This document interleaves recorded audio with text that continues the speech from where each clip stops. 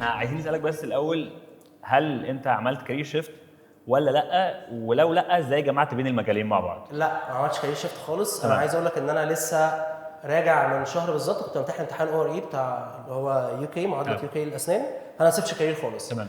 طب انا دخلت الكارير بتاع الجيم ده ازاي؟ بالصدفه. انا بتمرن من زمان قوي، يعني انا شخص بيلعب رياضه من هو طفل. كنت لعيب كوره جامد زمان وانا صغير، وكان في يعني بوتنشال ان انا ابقى لعيب يعني، بس كان مشكلتي دايما في وزني. بتوع الاختبارات انزل الجيم، كان لسه الموضوع عشوائي جدا، كان ده 2011. نزلت بقى الجيم، ما طلعتش من الجيم تاني خلاص. هو حبيت الموضوع جدا. جماعه فضلت مكمل اللي فيه. عند دكتور عمر هيلاقيه على طول مع البيج رامي. يعني كان بيني وبينه شغل في فتره كده، حد طبعا ما شاء الله. يعني عالمي يعني. المهم فضلت مكمل في قصه الجيم دي وحبه جدا. الكلام ده 2011 كنت في المدرسه يعني. لما بقى دخلت الجامعه، انا اصحابي المدربين يعني المدربين في اي جيم، بقعد بقى في الجيم 3 4 ساعات، انا حابب الموضوع قوي. فعرفوا ان انا في طب يعني. فاللي هو طب ايه، يبتدوا هم يذاكروا مواد في اللي هي الشهادات بتاعتهم وكده. فالمواد دي بتبقى فيها اناتومي، بتبقى فيها أيوة، باي كيمستري، أيوة، بتبقى فيها أيوة. الحاجات دي. فهم بحكم ان انت بتدرس طب فيسالوني هو ايه مثلا الكلمه دي، اللي هو مثلا جلوكونيوجينيسيس يعني ايه. فانا اشرح له قوي. فهو بالنسبه له انت اكتشاف. أيوة. اللي هو انت عارف الكلام ده منين. أيوة. وانا ده عادي، لو جبت اي البيزكس حد في معايا الأول. لو جبت اي حد معايا في الدفعه هيجاوبك احسن من اللي انا قلته اصلا. فلا بقول لك ايه، طب ما تاخد الكورسات اللي احنا بناخدها دي وتشتغل الموضوع. فاللي هو طب يلا. عملت كده، خدت وكان انا في سنه اولى خدت كورسز. والجيم اللي انا كنت بتمرن فيه اشتغلت فيه يعني. انا كنت اوريدي الممبرشيب بتاعتي فيه شغاله، وبقيت كوتش فيه. تمام. كان بالانس جيم ده عامه يعني. بس فهو ده اللي دخلني المجال. انما انا ما عملتش كارير شيفت. جميل. ومن وانا في سنه اولى بقى يعني انا من وانا في سنه اولى بشتغل كوتش يعني. كنت بقف في الجيم شيفت 6 7 ساعات. اجي في فتره الامتحانات اوقف ذاكر سقم. هي فضلت كده يعني بس. تمام. احب اسالك سؤال تاني. ايه اكتر عقبه انت شايفها قدام دكتور السنان انه يوازن ما بين شغله، لان هو فيزيكالي صعب وبيأثر خصوصا على الظهر والرقبه، وما بين التمرين، خصوصا لو هو ما عندوش وقت كبير في يومه او لو عنده وقت ضيق قوي انه يعمل فيه حاجه زي دي؟ طب ماشي. انا بصراحه شايف المشكله دي فين. المشكله دي مش عند الاشخاص يعني، مش عند الدكاتره. المشكله دي في السيستم نفسه. ازاي الناس دي طلعت؟ بمعنى لو احنا جبنا الدكاتره اللي هم في سنه اولى وهم لسه ما يعرفوش اي حاجه خالص، هم يعني دخلوا طب اسنان سنه اولى بيدرسوا المواد بتاعه الطب دي. ما فيش اي حد في اي جامعه عمل لهم دايركشننج ان الناس دي لازم تهتم بصحتها. يعني هو ما يعرفش. يعني هو بيتفاجئ قدام، هو عنده بقى 33 35 سنه، ان هو فجاه جاله ديسك، ان هو شغلانته دي فيزيكالي ديماندنج قوي. انت لسه قايل. فهو بيكتشف ده قدام. فانا شايف ان العقبه مش عند الشخص، هو العقبه عند البريورتي. هو اصلا ما عرفش من بدري ان هو فكره ان هو يهتم بصحته وبجسمه. بجد دكتور السنان يعني محتاج جسم قوي قوي. انا كميه الدكاتره، لا بحكم طبعا انا دكتور اسنان فانا اكيد مرنت دكاتره اسنان كتير.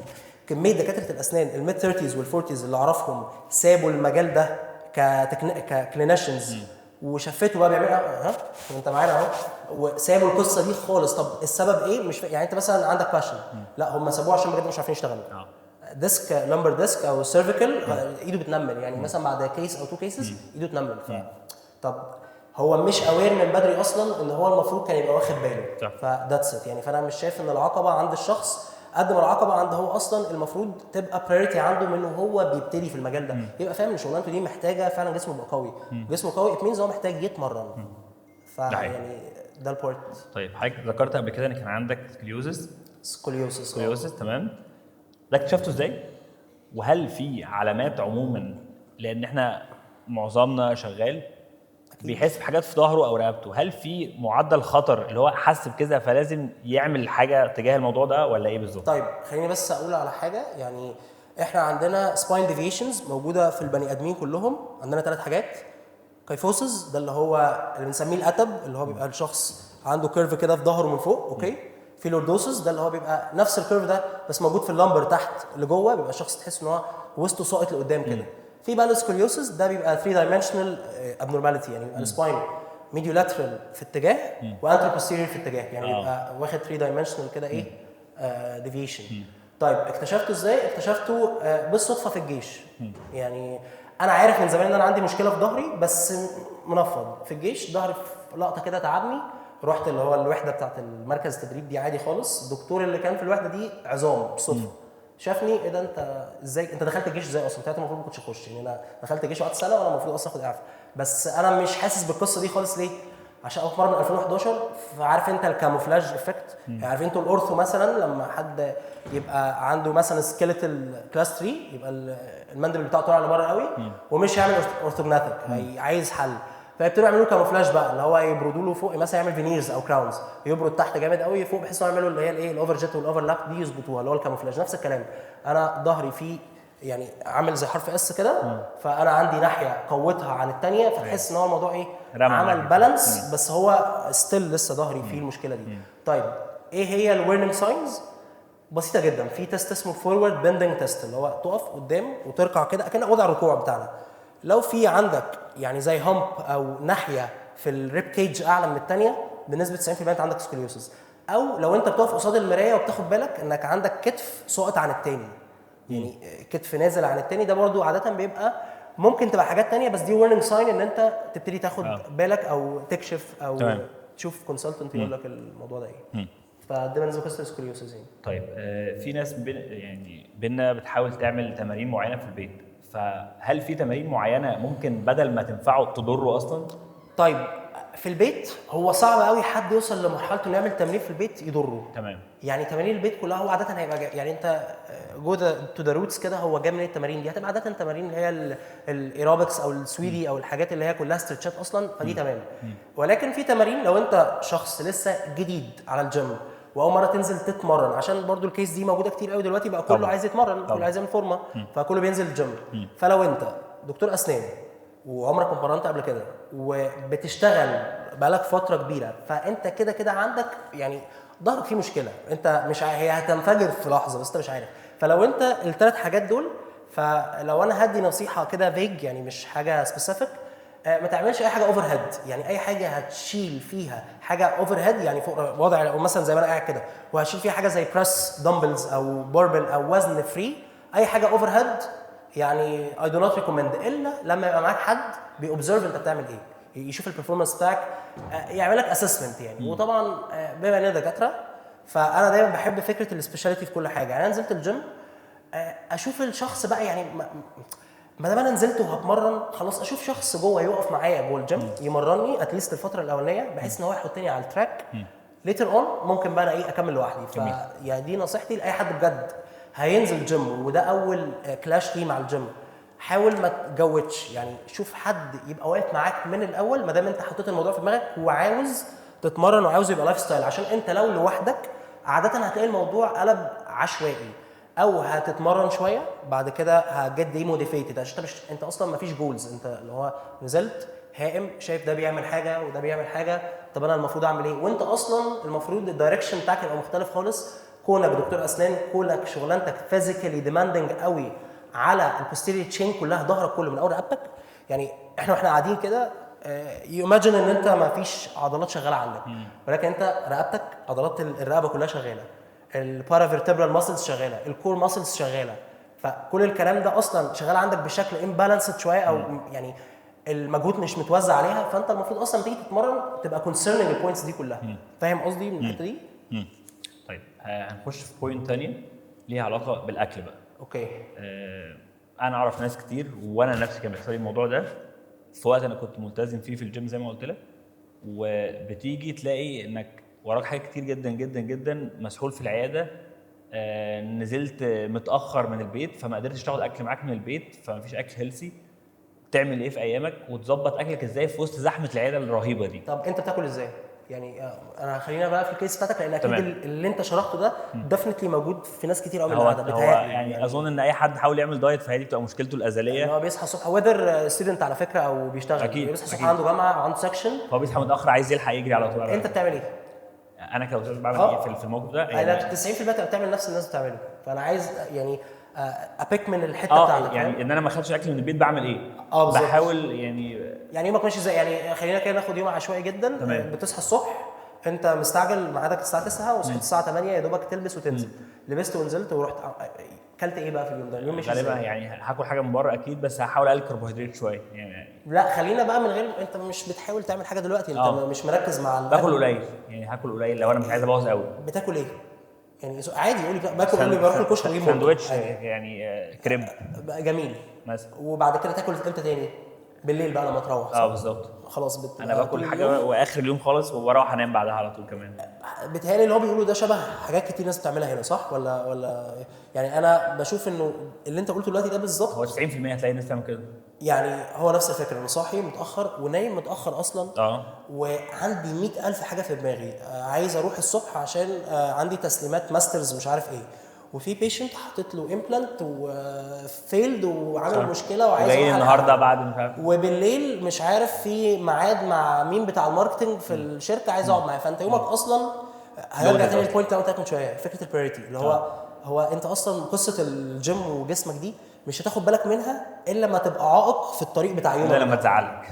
اللي هو انت يومك اللي انت ماشي بيه ده اللي هو الصبح نازل الجامعه وهتروح شغلك تشوف الكيسز بتاعتك وبالليل هتقابل مش عارف مين، اول ما ده يتعطل انت ساعتها بقى هتاخد بالك هو في ايه صح. ظهري مش عارف اكمل، هتبتدي تشوف الموضوع ده ماشي ازاي من اول ما الموضوع ده يعمل لك مشكله في يومك. طيب قصه الاكل يعني الموضوع يعني غصب عنك لازم هترخم على نفسك. بمعنى ايه؟ لو انا هدي كده برضو يعني نصيحه عامه، ما تنزلش من بيتك قبل ما تفطر. تنزلش من بيتك قبل ما تفطر. طب نزلت قبل ما افطر؟ نزلت قبل ما تفطر انت بتصعب يعني عليا. انا بتكلم في مثلا انا ملتزم وكل حاجه، بس غصب عني مثلا في يومين في الاسبوع هيحصل فيهم كده، اعمل فيهم ايه؟ لو يومين لو انت فعلا على يومين في الاسبوع دول عادي عك. لو هم على يومين في الاسبوع، يعني لو انت هتوعدني كده ان انا في 5 ايام هفطر فيهم في البيت قبل ما انزل واليومين دول هعك هبهدل الدنيا، عك انا موافق ماشي، بس تعمل 5 ايام دول. بس عك ازاي؟ ما هو في عك عن عك يفرق. اكيد في عك على عك يفرق، بس خلينا نتكلم. عارف انت اللي هو ايه؟ انت جايب حد ملوش اي علاقه بالموضوع بعيد خالص وفجاه انا هدخله على سيستم هتغير كل حاجه مره واحده. تاكد 100% ان الموضوع ده مش هيكمل، هو هيمل وهيكسر، هيبقى اسبوع بالظبط هيبقى بس هو جايك موتيفيتد علشان هو عنده ايفنت، عنده مثلا مؤتمر فعايز ينزل شويه البطن دي. اول ما يخلص الحته بتاعته دي الموضوع تاني انتهى. فانا بكلمك في الموضوع يبقى لايف ستايل دوبل يتعمل. فانت هتقول لي انا في يومين في الاسبوع ببقى بنزل فيهم بدري نوعا ما، انا مش هخنق عليك في الاول قوي، فهقول لك ايه؟ عك اليومين دول عادي، ما دام ده هيبقى السيفتي زون او الكومفورت زون بتاعتك اعملهم، بس 5 ايام التانيين بجد ما تنزلش من البيت قبل ما تفطر. طيب هقول على حاجه تانية برضو بما اننا داخلين في قصه النيوتريشن دي، ودي مش مالهاش علاقه بدكاتره الاسنان، دي ليها علاقه بالبشر في العالم كلها. احنا من واحنا صغيرين عارفين انه السورس اوف انرجي بتاعنا المين في النيوترينتس هو الايه؟ الكربوهيدرات، صح كده؟ طيب فده دايما هو البيز اوف ذا بيراميد في اي نظام غذائي، ان انت الكربوهيدرات هي بتاخد البورشن الاعلى في الاكل بتاعنا. ده خلانا بقى اوفر ذا ديكيدز يعني او مع استمرار العصور بقى احنا اصلا ما بناكلش غير كربوهيدرات. يعني انا لو قومت اي حد دلوقتي وقلت له قول لي كلت ايه اول امبارح، انا ديفنتلي متاكد ان هلاقي البروتينز في اكله لا تتعدى ال 20%. طيب تمام، هو ده مش غلطه الشخص برضو، ده غلطه اللي احنا طلعنا عليها ومن واحنا صغيرين. طب احنا دلوقتي والكلام ده بجد امريكا هي اللي بتنزل القصص اللي هي البيراميد، الهرم اتغير قال لك البيز اوف ذا بيراميد او خلوه اسمه انفيرتد بيراميد، اللي هو قال لك البيز البروتين. ليه؟ هو علشان الناس اصلا مش هتهت البرسنتج دي من البروتين، بس علشان يوري لك هو قد ايه البروتين مهم جدا في الدايتس، وقد ايه انعدام البروتين من الدايتس خلت الناس with aging insulin resistance سكر كوليسترول عالي بسبب اكل الكربوهيدرات. فالكربوهيدرات بقت عارف انت الشركات بقت دايما فوكسنج عليها قوي ان هي تطورها اكتر فتطلع حاجات للماركت اكتر، فالناس تستهلك كربوهيدرات قوي. فلو هدي نصيحه بجد، لو انت حتى ما بتتمرنش بتعك في اكلك، ما تنزلش من بيتك قبل ما تفطر، لان انت لو فطرت في بيتك صدقني العكه اللي انت بتقول عليها دي مش هيجي لك نفس تعملها. يعني عاده مش هتعك قوي لو انت نازل وانت فطران بره البيت. طيب وانا بره لو عايز سناكس، لو ده سؤالك اللي جاي يعني هتقول لي طب لو انا بره دلوقتي وفطرت قبل ما انزل وجعت وعايز سناكس، انا دلوقتي عايز اقول لك على حاجه، تطلب اكل من بره صح؟ عندك كميه هيلثي اوبشنز تطلب منها برضو، ريدي ميلز دلوقتي بقت موجوده، واي ثينك الناس كلها عارفه الحاجات دي وبقت تظهر على السوشيال ميديا كتير. يوصل لك لبيتك، يعمل لك الميل اللي انت عاوزها. فهي الفكره كلها تاني ترجع في حته البريوريتي. لو الشخص اللي بيعمل الحاجه دي هي بالنسبه له مهمه هيتصرف. طيب عايز اسالك سؤالين يعني هو سؤال فيه حاجتين. ماشي. ما اظنش ان في حد مننا كلنا صديقه اليومي مش القهوه او الشاي او الكابتشينو على الصبح او ايا كان، صح؟ هي موضه اصلا، لو هي مش، لو شخص ما بيشربهاش عشان هو عايز يشربها فهو الصبح انا عايز اعرف منك يعني ساينتفكلي بجد الكافيين تاثيره ايه على الجسم، طيب وايه مضر منه وايه نافع منه. وبوينت تاني عشان نناقش الاثنين مع بعض، السكر.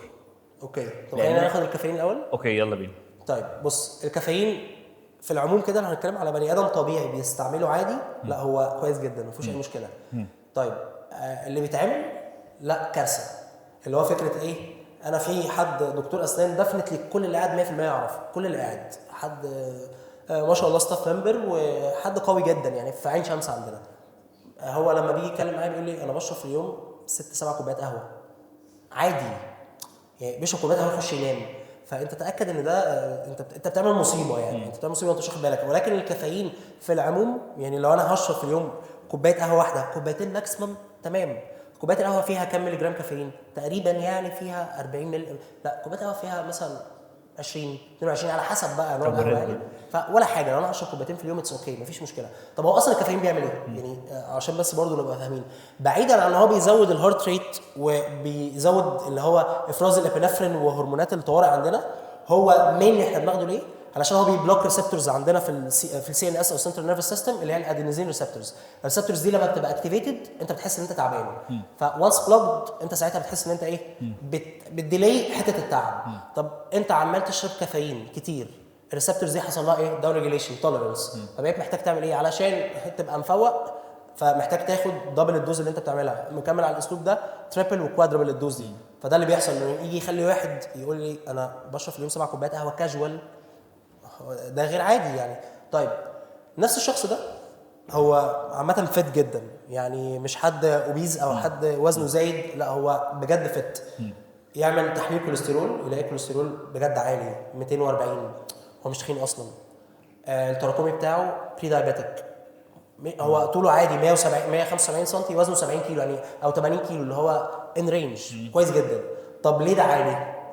الستريس، عايش في ستريس مش طبيعي، الكورتيزول عنده طول اليوم في السماء، فالكورتيزول ده هايبرجلاسيميا، سكر عالي طول الوقت ومش واخد باله. معلش موضوع الاستريس ده يعني غالبا هو احنا كلنا دلوقتي عندنا نفس الموضوع.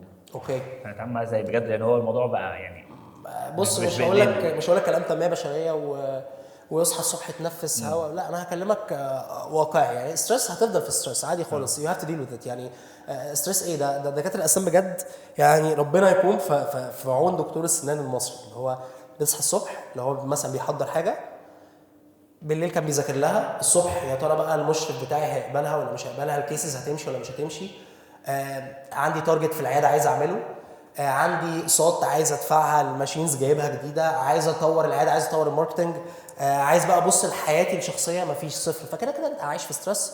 طيب انا بقول لك اسكيب من الاسترس ده بجد، ساعه التمرين بتفرق، تفصل شت داون، تشد الفيشه كده اللي هو بيسموه مي تايم، يعني تعمل لنفسك بجد وقت. الكلام ده ممكن ات سم بوينت ناس تحس ان هو ايه، انت رايق يعني، انت برضه انا جربت والله مش رايق يعني. اوكي رائع عيش رائع حياتك فعلا. عيش حياتك عادي لا انت مش فاهم قصدي اللي هو الكلام ده نوعا ما. انا بقول لك يعني اللي قاعد بيسمع ممكن يحس ان هو يا عم احنا فاضيين، انا الدنيا يعني الدنيا اصلا كفايه الالتزامات اللي عليا. هتصطدم sooner or later، هتصطدم. وصدمه بقى وانت قدام دي وحشه. انا بجد في ناس بتجيلي اللي هو وقف الشغلانه، هو وقف خلاص ما اشتغلش، يعني طب ما اشتغلش ليه؟ كل ما يمسك الكونترا يقعد شويه تميل. فانت يعني لو انت لسه صغير بجد حاول تعمل الموضوع ده لايف ستايل قبل ما يقلب ان هو هيبقى ديماند علشان تعرف تشتغل.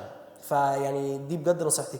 والستريس هيفضل مكمل، يعني مش هتيجي ات سم بوينت وتحس انه ايه انا وصلت، انا ما فيش ستريس. دخلنا في نفس الكلام في السؤال اللي بعديه، فممكن نخش فيه معايا. قول لي اوكي. احنا اتكلمنا في توكس كتير النهارده عن موضوع الاستريس وقد ايه بيأثر على البني ادم. اوكي في المجال بتاعنا احنا بقى الاستريس ده بيأثر ازاي على الجسم نفسه وعلى الهرمونز؟ اوكي ستريس ايكوالز كورتيزول. تمام. كورتيزول عالي، هايبرجلاسيميا، سكر عالي، فانت اصلا ممكن تلاقي ان انت يجي لك السكر وانت بجد نوت كانديديت ليه خالص بسبب الاستريس. بتحصل في دكاتره السنان، بتحصل كتير علشان هم اصلا الحياه بتاعت يعني حياه دكتور الاسنان صعبه، physically stressing، mentally stressing، financially stressing، كل حاجه. فانت لو مش واخد بالك ومش قد الموضوع ده اصلا، لا بجد ريكونسيدر. ومفيش يعني مفيش حاجه، مفيش ريسيبي هقولها لك فهتقوم قايل ايه ده والله شكرا انت حليت الموضوع. الاستريس هيعليك الكورتيزول، علاج الكورتيزول هيعلي لك الدهون الثلاثيه عندك، ويعلي لك ال دي ال، والليبيد بروفايل بتاعك هتلاقيه متخربط يعني، وبالتالي انسولين ايمج بتاعتك مش هتبقى حلوه خالص، او سوري يعني الدايابيتس عندك هيبقى في اتجاه ان انت هيجيلك سكر التراكمي HbA1c هتلاقيه. انت المفروض انه شخص وزنه مع طوله متناسب لبادي ماس اندكس، او يعني مش اوبيز مش تخين، المفروض يعني التراكمي بتاعك يبقى اقل من 5 عادي كاجوال جدا، هتلاقي نفسك في البري دايابيتس فيز وانت اصلا ليه المفروض ما تبقاش هنا. طب ده بسبب ايه؟ بسبب الاسترس، ضغط. يعني في دكاتره سنان كتير جالها ضغط هم صغيرين، انا اصحابي دفعتي، انا دفعه 21 على فكره، مش دفعه كبيره قوي، انا ناس كتير في دفعتي. وممكن انا بتكلم برضو شويه بصراحه باسلوب اللي هو ايه وورنينج اكتر، لانه للاسف ده اللي بيجيب معانا اللي هو فكره ايه، مش الترهيب بس، اني اعمل لك كده انكفرنج للواقع الاليم اللي هو انت هتقابله انت في قدام. حاجه انت راميها ورا ظهرك، انا بجيبها لك تاني احطها قدام عينيك عشان تشوفها. هتحصل، هتصطدم يعني. طيب انا عايز اقول على بوينت تانية، هو هل دكاتره الاسنان اللي موجوده دلوقتي دي كلها ما عندهاش سباين ديفيشن؟ يعني سكوليوسز مثلا. باي ذا واي سكوليوسز موجود اكتر في الفيميلز من الميلز، اوكي؟ يعني كل 3 فيميلز قصادهم ميل عنده سكوليوسز، ديفنتلي في بالهبل عندهم، هم مش عارفين عشان هو لسه ما احتكش بحاجه تكشف له الموضوع ده. انا اكتشفتها صدفه او باصابه، يعني مره كنت برضو بشيل حاجه غلط، ظهري تعبني قوي، فعرفت ان انا ظهري فيه مشكله. هتكتشفها وانت على كرسي العياده، تلاقي الدكتور بيخلص عمال يعوج ظهره شمال ويمين، اللي هي اصلا كمان الحركات الصادن دي مثلا برضو، والله من النصائح اللي اقولها يعني، انا بشوفها كتير، الدكتور يبقى قاعد حاله ساعه شغال عليها، سبيشالي بتوع الاندو، يعني الاندو دول اكتر ناس بجد ظهرهم يعني ايه اتبهدل. طيب يخلص الحاله، هو اصلا قاعد بقاله ساعه عامل كده، يخلص يسيب الكونترا تلاقيه عمال يعمل اكروبات وهو قاعد على الكرسي بعد ما البيشنت هو بجد هو مش قادر. دي كارثه. يعني في حد اعرفه برضو جاله ديسك بسبب حركه كده، هو اصلا خلص البيشنت ده كلمني قال لي يا عمر انا ظهري وقف، انا حاسه مشلول دلوقتي، قاعد على الكرسي مش عارف اتحرك، ايه اللي حصل؟ كنت قاعد على بيشنت، خلصت عملت ظهري حركه غلط، بجد جاله ديسك. طب هو جاله من الحركه الغلط؟ لا مش من الحركه دي، هو ده تراكمات بقى، قاعد بقاله طب معلش ده خد انهي طريق في الحل يعني؟ لا هو خلاص بقى علاج طبيعي يعني، عايش بقى في قصص علاج طبيعي ومش زي الاول، يعني هو ظهره بيتعبه مش زي الاول. طبعا هو ما بيتمرنش خالص، فالسباين ماسلز البارافيرتبرال ماسلز عنده ضعيفه، فوانس ان هي ضعيفه الفقرات مور لايبل ان هي تتحرك. فانت قاعد بقالك فتره على وضع معين، عملت حركه غلط مع عضلات ضعيفه مش قادره تمسك بس. فيعني بجد فكره ان انت تبقى واخد بالك من صحه ظهرك وعضلاتك عامه، يعني انت شغلانتك فيزيكالي ديماندنج بكل، يعني اكيد الناس اللي قاعده فاهمه الكلام ده وعارفه دكاتره تانية اكبر منها بتعاني من مشاكل في ظهرها بسبب القعده الغلط على الكرسي، وده بيخلي الجامعات دلوقتي تبقى مركزه مع الناس، تبقى البوزيشن بتاعك كويس اند سو اون. ولو انا برضو عايز اقول حاجه بجد، بما انك يعني انا شايف انت بتروسيد في قصه النقابه ما شاء الله بجد والله، يعني دي حاجه حطها في الحسبان، انه يبقى في توكس طول الوقت توعيه للدكاتره، انت محتاج تبقى واخد بالك من صحتك. انا اتكلمت في ده كتير والله. لا انا هقول لك على حاجه، انا مش عايز ابقى اللي هو يقول لك بيصعد الامور، بس بجد يعني واي نوت ان يبقى في حاجه في النقابه زي تشيك على الفيزيكال هيلث بتاعت الدكتور ده، هو بيجدد النقابه بجد بجد الكلام اللي انا بقوله ده لو بقى ابلايد، عشان احنا نوعا ما بنيجي اكتر بالالزام. انا كده بساعده يكتشف حاجه قبل ما تحصل. انت بتساعده يكتشف حاجه قبل ما تحصل، وبتساعده يبص على حياته. يعني اللي هو مثلا مش عايز اقول ما يجددلوش كان نقابه، بس يبقى في ميجرز، يعني اللي هو يبقى تتحط بروتوكول ويتعمل بروتوكول في الجامعات. دلوقتي طبعا انت دكاتره السنان ما شاء الله دلوقتي اعداد، احنا لو اللي موجودين دلوقتي كتير، احنا اكتر ناس ظهرنا بايظ في الكوكب ده كده كده. لا انا بكلمك حتى لو احنا دلوقتي عددنا كتير، اللي جايين اكتر بكتير قوي، فليه مش من دلوقتي الناس دي تبقى طالعه دايركتد ان هي والله يدرس لهم السباين ديفيشنز تتحط. انا ما اعرفش الكلام اللي انا بقوله ده قد ايه ابليكابل، بس الكلام ده مهم جدا. يعني دكتور الاسنان يبقى طالع متخرج عارف انه ظهره ده يعني بالظبط زي الماسترز اللي بيعملوا، يعني احنا بنعمل ماسترز وام اف دي اس واو ار اي ومعادله المانيا ومعادله كل ده نوع من انواع الايه الانفستمنت، صح؟ انت بتنفست في نفسك عشان تشتغل اكتر. طب انت في انفستمنت اهم من كل ده بجد، صحه ظهرك. انت وظهرك يعني في الشغلانه دي وجهين عمله واحده، فواي نوت ان الحاجه دي بجد تبقى امبلمنتد في المناهج. انا مش بقول يعني انا ما اعرفش ده ممكن انت فاهم انا بتكلم في ايه ولا لا؟ تبقى الحاجه دي موجوده، الناس دي تبقى على درايه اصلا بايه السباين ديفيشن وازاي ده ممكن يحصل دكتور الاسنان. وانا شايفه ابليكابل في اللي انت قلته، ان فعلا ممكن يبقى في اسسمنت في النقابه جدا، ونساعدهم في ده يعني، والناس هتحب ده جدا يعني انا شايف ان دي حاجه بجد هتدايركت الدكتور ان هو ياخد باله زي ما انت قلت من حاجه مش واخد باله منها، بلس ان هو يبتدي يبص على نفسه اصلا كبني ادم بقى. ده حقيقي. هو انا مش يعني انت في الاول وفي الاخر مش مكنه، انت بني ادم. ده حقيقي. طيب خلينا نتكلم في تو سيناريوز. اوكي. دكتور اسنان عمره كبير مش اللي هو عجوز، عمره كبير اللي هو عدى ان هو يبقى بيلعب رياضه من جسمه بيتكون بالظبط. فاحنا بنتكلم مثلا في 35 ل 40 حد لسه بيبدا رياضه، هو اكتشف انه خلاص لا هو خد القرار وعايز يبدا، او بنتكلم في حد مبتدئ لسه صغير عادي. اوكي. في التو سيناريوز دول ابدا ازاي واعمل ايه ما ياذينيش عشان ما ارجعش اقول انا عملت حاجه غلط فحصل لي حاجه غلط في ظهري او كده؟ خلينا طب نتكلم على السيناريو الاولاني اللي هو بتاع الدكتور الميد 30s تو 40s. تمام. وحب ياخد القرار ان هو ينزل الجيم ويهتم بصحته. جميل. طيب هو الدكتور ده عمل كده ليه اصلا؟ انا باكد لك هقول 90% عشان ما ابقاش باجزم ان كله 90% منهم حصل له مشكله فخد القرار، او وزنه زاد قوي فقال لا انا لازم اخد بالي من صحتي، بلس ان هو مثلا بيبقى بقى استابليشد شويه فوقته بقى افضل اكتر ان هو ياخد باله من صحته. 10% حب ان هو يحطها كلايف ستايل. فانت بتقول لي ان الشخص ده عمره ما اتمرن او ملوش علاقه بالرياضه خالص وحابب ان هو بقى يبتدي يجوين الكلاب يعني. بالظبط. طيب والله لو هو هينزل يتمرن في جيم فاي ريكومند اجين ان هو يبقى معاه شخص جوه المكان رقم واحد علشان يبقى واخد باله من البوستشرز بتاعته، لان هو عاده الشخص ده هيبقى عنده مشاكل في ظهره، او مش لازم مشاكل اللي هو حاجه سيريس، بس هيبقى محتاج اوبزرفيشن قوي شويه من حد يبقى واخد باله منه يحطه على التراك.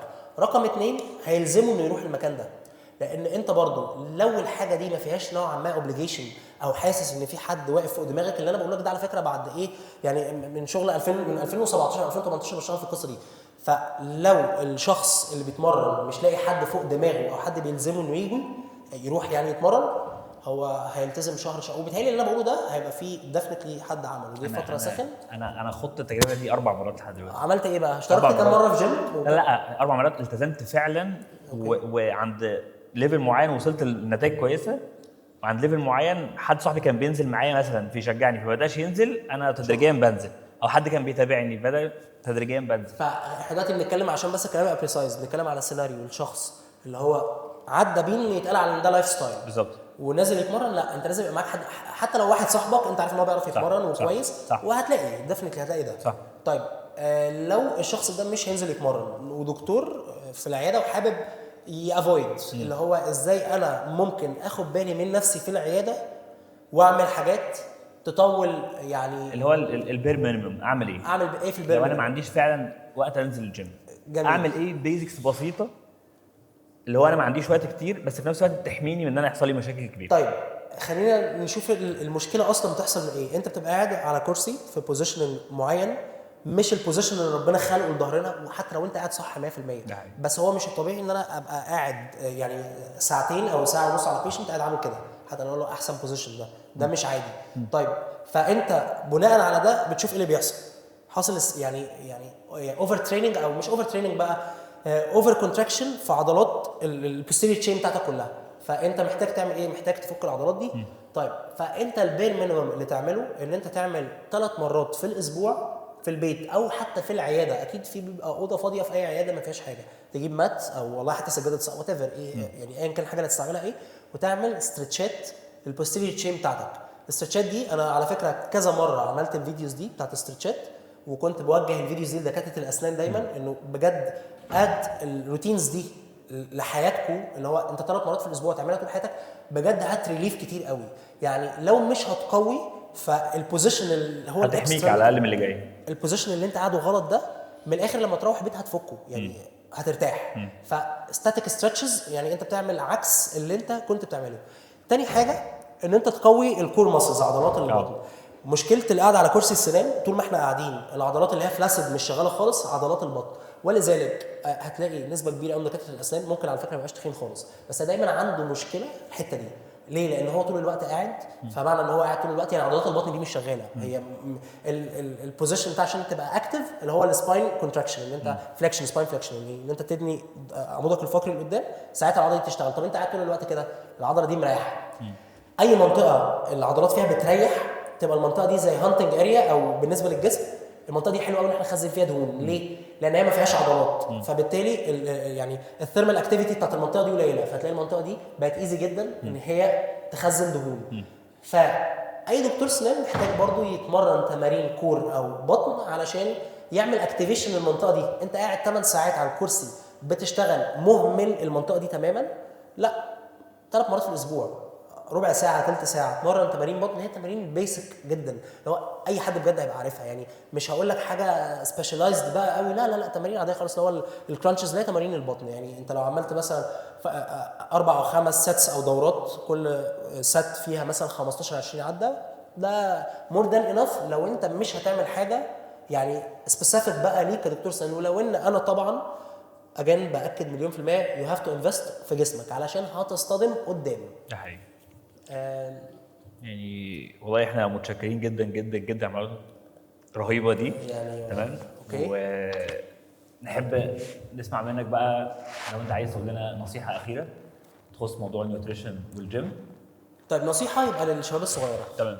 يعني الشباب الصغيره بجد، من انت لسه دلوقتي كل يعني الافكار بتتكون عندك، وكل الروتين اليومي بتاعك بيتكون. حاول تخلي في ساعه في يومك بتاعتك، ساعه في يومك بتاعتك بتعمل فيها الحاجه اللي انت بتحبها. طيب الحاجه اللي انت بتحبها دي اي ريكومند يعني ان هي تبقى حاجه ليها علاقه بالرياضه، لان انت شغلانتك تاني. انا باكد على الموضوع ده قوي علشان اللي قاعد دلوقتي قدامي ممكن ليتر اون لا قدر الله يحصل حاجه يسمعني يفتكرني يقول يا ريتني سمعت الكلام اللي هو قاله. اتمرن من بدري من وانت صغير، وخليه روتين في حياتك. حتى لو انت دلوقتي بعيد عن الموضوع خالص، اللي هو انا جاي اصلا عشان اسمع كلمتين واشوف حاجه لو هشتريها من المعرض بتاع الاسنان عشان برضو اطور في المهنه. صدقني جسمك جزء من المهنه بتاعتك، زي الحاجات اللي انت بتعملها، الشهادات اللي بتسيك فور، والحاجات اللي انت بتعملها عشان عمرك يطول في المهنه دي، علشان يبقى ليك بوزيشن احسن. طيب خليني اقول على حاجه، 2 دكاتره، حد ماسترز هولدر وقوي جدا وتكنيشن لذيذ قوي، والشخص بس لا قدر الله ديسك. الشخص التاني عمره اطول مثلا، يعني واحد تاني معهوش الماسترز معهوش الشهادات دي كلها، ولكن هو تمام حاضر معاك، انا هشتغل، ما عنديش بقى مشكله ان انا ظهري تعبني النهارده فمش هاجي. كنسل الشخص اللي هو معاه الشهادات ده، انا عايز حد يبقى معايا في المكان يسد. انا مش بقول لك كده علشان ما تعملش ماسترز لا، انا بقول لك ماشي الاثنين مع بعض. انا كنت بشتغل في اثناء الدراسه بتاعتي، انا كنت باي ذا واي جامعه عين شمس، ومعانا ناس هنا جامعه عين شمس وفاهمين يعني ايه جامعه عين شمس، والستريس النفسي بتاعها مش طبيعي. كنت في الجامعه بطلع من الاوائل، يعني مش هقول لك اللي هو لا، بطلع من الاوائل. الاوائل دول عندنا كده ناس ما يعني ايه ما تعرفش منهم يعني مكان صعب قوي ان انت تخش. كنت بطلع من الاوائل مش قدام قوي، بس في التوب 20 يعني. وفي نفس الوقت كنت بشتغل، يعني مش بتمرن اللي هو بروح اتمرن ساعه، كنت بشتغل 8 ساعات في الجيم، بروح اقف في الفلور اللي هو مدرب واقف مع الناس وبتاع. باجي اخر شهر ونص ابطل جيم شغل خالص واركز في المذاكره. هي قدرات اوكي، انا مش بقول لك ان انت تبقى من الاوائل وتتمرن يعني لا عادي، بس اتليست ساعه في يومك ديفنتلي انت عندك الساعه دي بتضيعها في 100,000 حاجه، فحاول تنفست في التمرين.